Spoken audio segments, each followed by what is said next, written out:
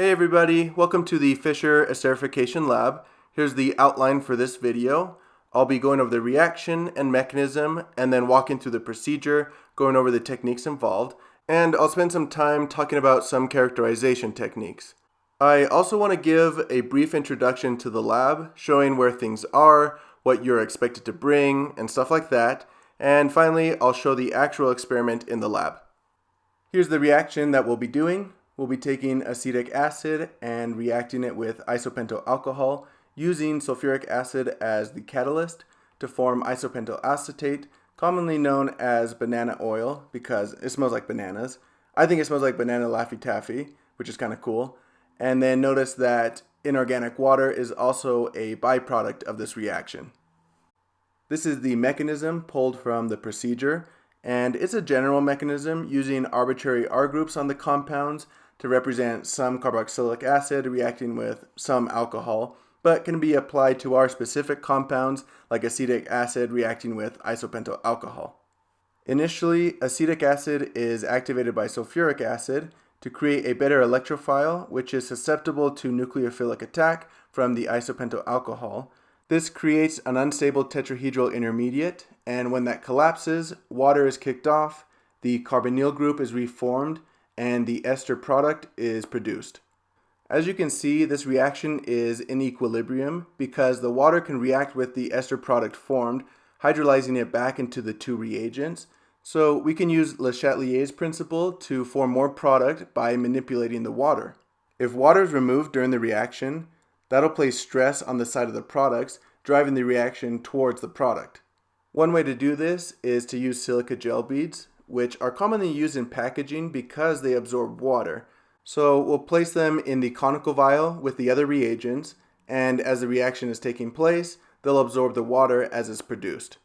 Another way to monitor the amount of water in the reaction is to use sulfuric acid as the catalyst rather than other commonly used acids. Other acids in the lab are dissolved in an aqueous solution, so if we use them instead, we'd be introducing a bunch of water into the reaction vessel. Whereas we can get sulfuric acid without any aqueous solution, therefore avoiding that problem. We'll also place a drying tube on top of the apparatus filled with calcium chloride, which is a desiccant salt that absorbs water. And the reason that we want it attached to the apparatus is because there's moisture in the air, and it'll absorb that water, preventing it from entering the conical vial and driving the reaction towards the reagents. We'll allow everything to reflux for about an hour, and that is a common technique, sometimes called a rolling boil, because we want to boil the compounds in order for them to reach the activation energy required for the reaction to happen. But we don't want to just boil everything off, so we need a way to condense the vapors in order to not lose the product that we're forming. To do this, we'll be using a water condenser during the reaction. So here's the conical vial where the reaction will be taking place, and attached above will be the water condenser. It has a hollow inner tube that goes all the way through and an outer tube that is attached to a water source. So water will flow in from the bottom and then come out the top, filling the outer tube with cold water. And then as the reaction takes place, vapors will rise up into the hollow inner tube of the water condenser, interacting with the cold surface of the glass, so they'll condense back into their liquid form and move back into the reaction vessel so we don't lose anything during the reaction. Once the hour reaction is done, we'll work on isolating the product by removing any leftover reagents and any leftover catalyst. To do that, we need to know which reagent is in excess, so basically we need to figure out which one is the limiting reagent. So let's take a look at the table provided in the procedure. In this table, we have the list of all of the compounds used or produced in this lab, along with the safety concerns attributed to each compound. Then we have their molecular weights, the weight or volume used of each compound, and it's really nice because that weight and volume has been converted into millimoles for us. Now in this reaction, since it's a 1-to-1 ratio from each of the reagents to the product, whichever reagent has a smaller amount of millimoles used, that'll be the limiting reagent. So in this case, it would be isopentyl alcohol. This means that the alcohol should be used up completely in the reaction, and acetic acid will be what's left over and in excess. This is actually done on purpose because the product will be more easily isolated if acetic acid is what is in excess rather than isopentyl alcohol. And this is because acids can be more easily moved into an aqueous layer, removing them from the organic one where the product is. This is done by using some base to deprotonate the acid, ionizing it so that it'll want to move into the polar aqueous phase. In this case, we'll be using sodium bicarbonate, which when it reacts with the acid will turn into water and CO2 gas. So when the sodium bicarbonate is added, we'll see two layers. The top layer will be the organic layer since isopentyl acetate is less dense than water, and the bottom layer will be the aqueous layer containing the sodium bicarb. And as those two layers are mixed together, we'll see CO2 bubbles coming off as the sodium bicarb reacts with any excess acid left over. And we'll rinse that organic layer a total of 3 times just to make sure that the sodium bicarb is able to react with all of the acetic acid as well as the sulfuric acid catalyst. Since we're doing this with a Pasteur pipette, there's no way that we're going to be able to get rid of all of the water before moving on to the next steps. So we need a way to dry the organic layer in order to remove any water that would be left over after doing those 3 rinses. To do this, we'll be using sodium sulfate, which is another desiccant salt because it absorbs water. So initially when the sodium sulfate is added to the organic phase, it'll begin to clump up as it absorbs the water. But as we continue to add it, the salt crystals that are added will no longer clump up with the already existing larger clumps because there's no more water to absorb. The larger clumps will still exist because that's where the water is, but the other salt crystals will move around freely on their own since the organic phase is now dry, and this is called free flowing. Here's an example of what free flowing would look like in a colored solution, just so that we can see the sodium sulfate a little bit clearer. And it'll actually be easier to see looking at it from the bottom, so I'll show it to you like that. But here you can see the larger clumps where the water has been absorbed, as well as the free-flowing crystals, indicating that this solution is dry and free of water.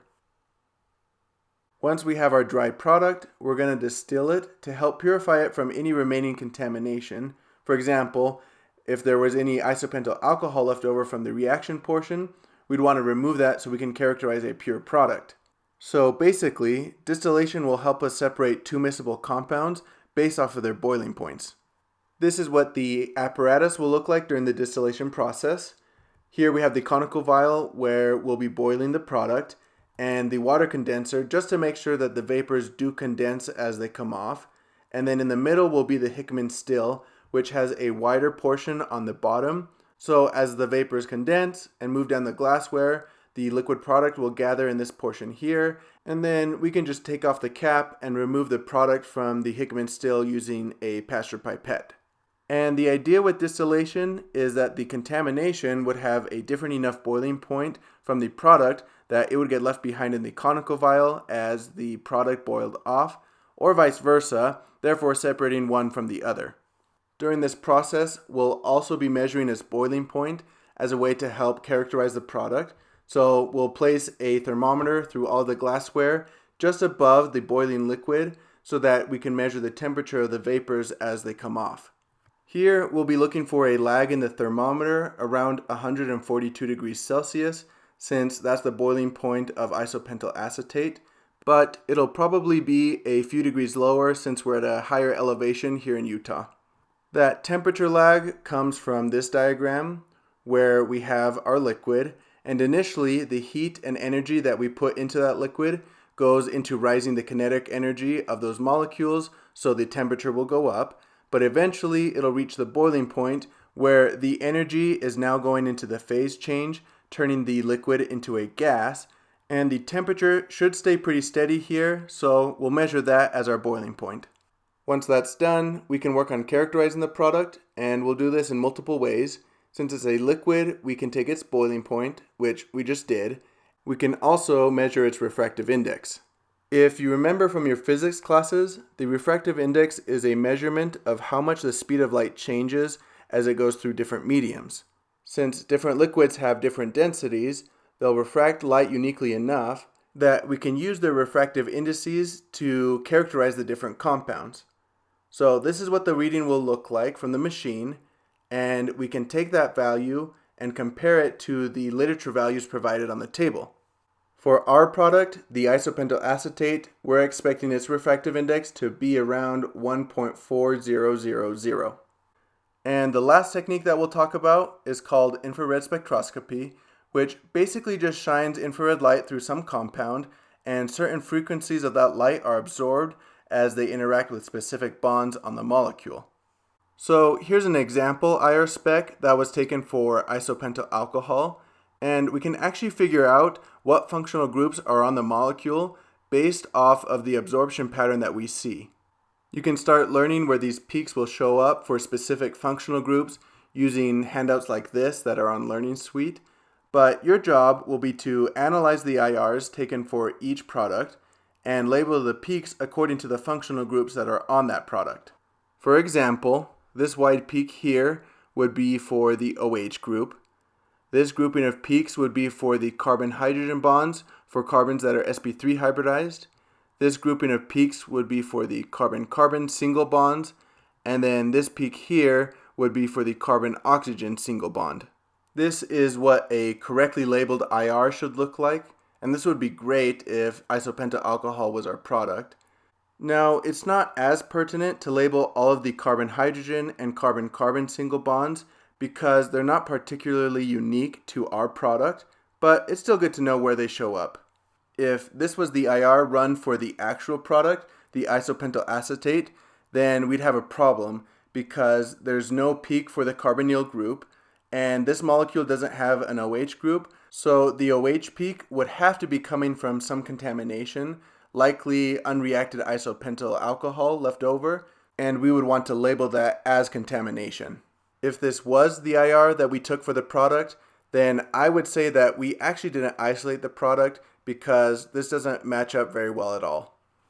We'll also weigh out the product so that we can calculate a percent yield for this reaction, and then we'll use the limiting reagent to calculate a theoretical yield and divide the actual yield that we get in the experiment by the theoretical yield, multiply that by 100, and that'll give us the percent yield.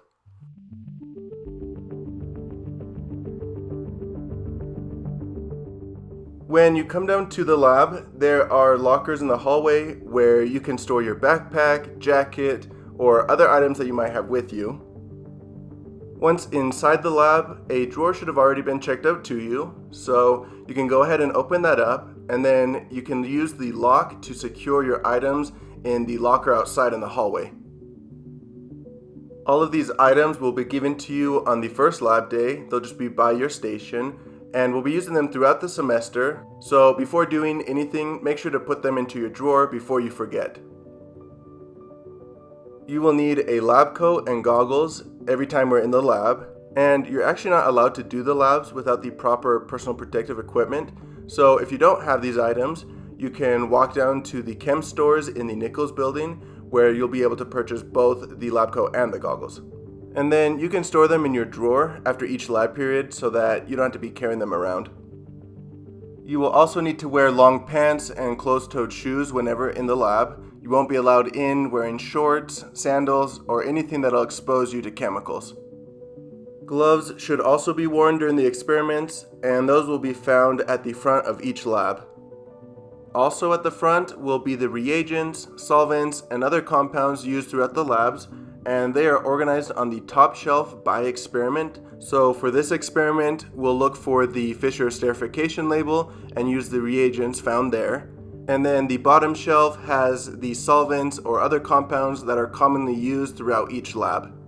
When dispensing the reagents, please be respectful to other students. Don't take the bottle to your personal lab station where students won't be able to find it, and cap the reagents and solvents whenever they're not being used. If we need to use a stronger acid or base or a more hazardous volatile material, those will be found in the hood, and the bottles for those compounds should remain in the hood. And then in the back of the lab, there are other items that are available for students to use, like weigh boats, pasture pipettes, test tubes, and surgical tubing. When performing the labs, your lab station should be clean and organized with only the items being used in the experiment and your lab notebook, which should have the procedure already written down and all of the pre-lab assignments completed, which are highlighted in red in the lab write-up format sheet. While in the lab, we ask that you not use your phone to be texting, to watch videos, or for social media. But if you have your phone out to be looking at the post-lab questions and working on those while the reaction is going, that is totally fine. As for the witness signature from one of your TAs, that'll kind of just depend on the semester and what your instructor says. Okay, now that we've gone over some lab basics, let's go into the actual experiment.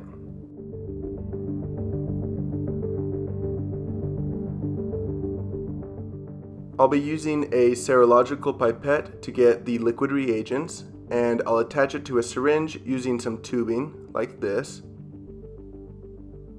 And now I'm ready to start dispensing the reagents. I'll first add 1.5 milliliters of isopentyl alcohol to a 5 milliliter conical vial with a large spin vane. Then I'll go over to the hood where we store the more hazardous or volatile compounds. So here's where I'll find both of the acids for the reaction. In the hood, I'll dispense 830 microliters of the glacial acetic acid, as well as 4 drops of the sulfuric acid to catalyze the reaction. Then I'll weigh out about 100 milligrams of the silica gel beads to absorb the water, and place that in the 5 milliliter conical vial as well. Now I can start setting up the apparatus, and here's a look at the water condenser. To set that up, I'll grab some surgical tubing from the back of the lab, and only 2 will be needed for each student. I'll attach the surgical tubing, the source of water being attached to the bottom, and the top tubing going out into the sink. Then I'll attach it to the conical vial, and as I turn on the water, you can see it flowing through the bottom of the water condenser and coming out the top. And the water can be turned on pretty gently. We don't need it blasting out of the tubing, just flowing through the water condenser. Here's the calcium chloride that will be used to absorb any water in the air. So I'll get some of that out and place it into the drying tube, holding it between 2 pieces of cotton.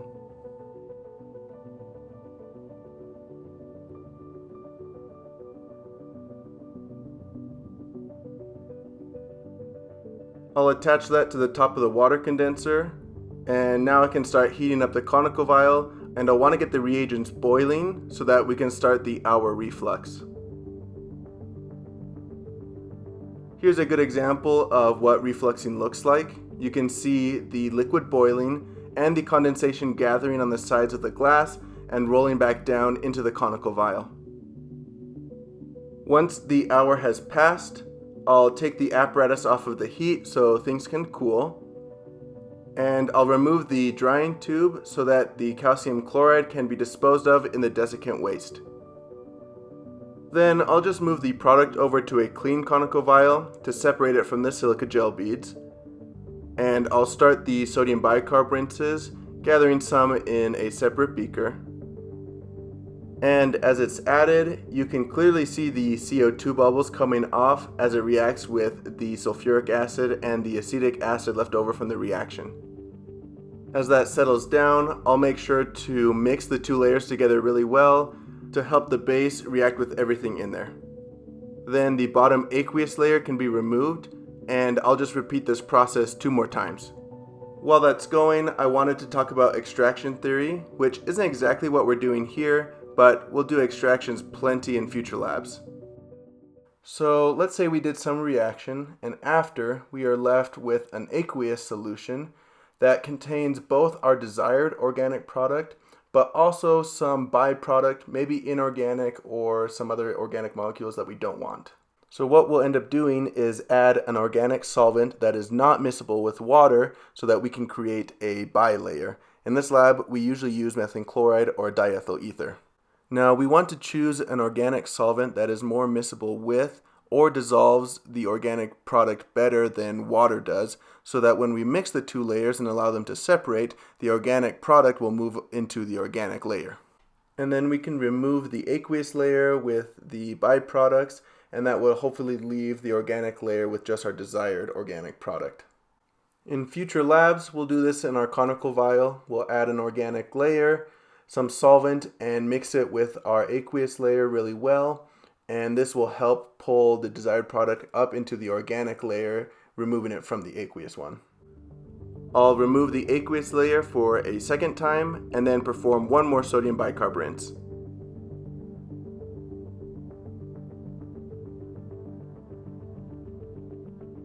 Finally, I'll do one wash with some distilled water to help remove any sodium bicarb that might have been left over. Once those are done, I'll transfer the product to an Erlenmeyer flask where I can then add the sodium sulfate to dry it, and I'll be adding that until it's free flowing.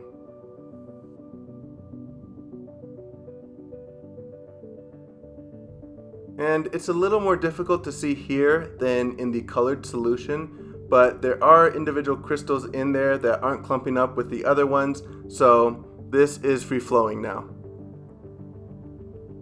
I'll remove the product from the sodium sulfate and start setting up the distillation apparatus.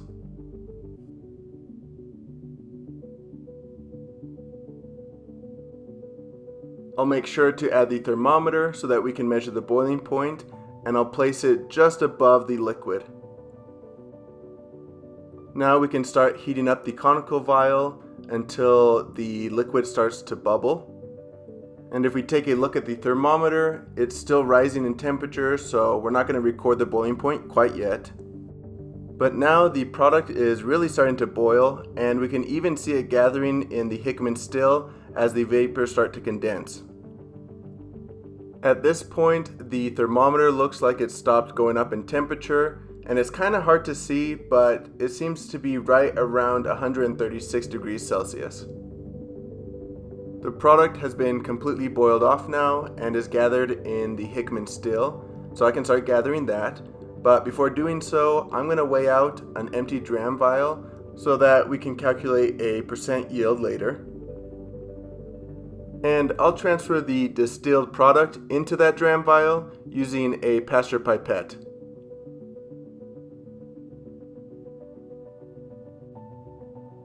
Then I can weigh out the full dram vial to get the weight of the product isolated in this reaction. Now I'll characterize that product first by running an IR spec, and here are the salt plates used to suspend the liquid in the spectrometer. I'll place a little bit of the product on one of the salt plates using an open capillary tube, and as they are placed together, you can see the product now suspended in between them. I'll put them into the spectrometer to run the IR spec now. And it turned out pretty well. We can see the carbonyl peak around 1740, 2 carbon-oxygen peaks for the ester, one around 1245 and the other around 1050. And it does look like there's a little bit of OH contamination, but it's pretty small. Finally, I'll measure the refractive index. So I'll rinse off the machine using some ethanol, just in case there's some previous product left over. And then I'll spot the crystals with a little bit of our product, making sure just to add enough to line that crystal. Then I'll close the machine and bring the light up. As we look through the microscope, we can see a light and a dark hemisphere, and I've adjusted it so that the line separating those two hemispheres is right in the middle through the crosshairs.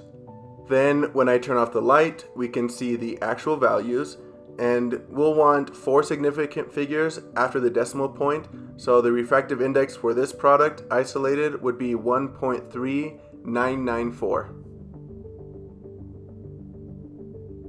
Here at the end, I just wanted to show you real quick how we would clean up and dispose of all the chemicals.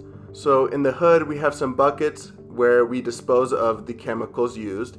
On the left side, we have the aqueous waste bucket, and that's where we'll dispose of all of the sodium bicarb rinses, the distilled water, and anything that is an aqueous solution. Then on the right, we have the organic waste bucket. So that'll be for any leftover product or organic solvents that were used throughout the reaction.